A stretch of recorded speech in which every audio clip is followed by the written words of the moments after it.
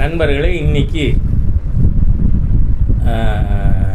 America இந்தியாவிற்கு எதிராக 50% வரி விதித்த அந்த பாரபட்சமான நடவடிக்கை இன்னிலிருந்து துவக்கம். ஏன்னா நீங்கள் பார்த்தா ராகுல் டெல்லியில் இருக்காருன்னு நினச்சா அங்கே நியூயார்க்லேயும் ஒருத்தர் இருக்கார். என்ன ஒரு சென்ஸ்லெஸ் பர்சன் மிஸ்டர் ட்ரம்ப். அதனால் இந்தியாவை மிரட்டலாம். இந்த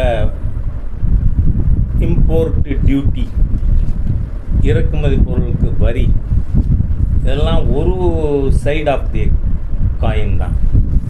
நீங்கள் பார்த்தா எல்லா பொருளாதார நடவடிக்கைகளுக்கும் there are two sides. எனக்கு நல்ல ஞாபகம் இருக்குது, தமிழ்நாடு முழுக்க 700க்கும் மேற்பட்ட கூட்டங்கள் டங்கல் ப்ரொபோசல்ஸ் சமயத்தில் நான் அதுக்கு எதிராக தமிழ்நாடு முழுக்க பேசியிருக்கேன். அப்போ என்ன சொல்லப்பட்டது? டாக்டர் மன்மோகன் சிங்கினுடைய அரசாங்கம் நமக்கு வேறு வழி இல்லை, மல்டிலேட்ரல் ட்ரேட் அக்ரிமெண்ட் இல்லைன்னு சொன்னால் ஒவ்வொரு நாட்டோடையும் ஒவ்வொரு பொருளுக்காகவும் நாம் ஒப்பந்தம் போட வேண்டியிருக்கும்.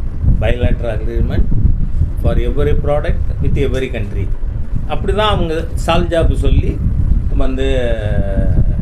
இதில் கேட்டில் இந்தியாவை உறுப்பினராக சேர்த்து கொண்டனர். அவங்க ஒரு தரம் உள்ளே போனதுக்கப்புறம் வெளியில் வர்றது இட் வில் மோர் காஸ்ட்லிங்கிறதுனால பி கண்டினியூடு. ஆனால் இன்றைக்கி அமெரிக்காவினுடைய இந்த பாரபட்சமான நடவடிக்கைகள், இந்தியாவுக்கு 50% வரி, பிரேசிலுக்கு 50%, சீனாவுக்கு 40%, இந்த மாதிரியாக அவர்கள் நாட்டுக்கு நாடு இருந்துன்னு சொன்னால் it shows the failure of multilateral agreement.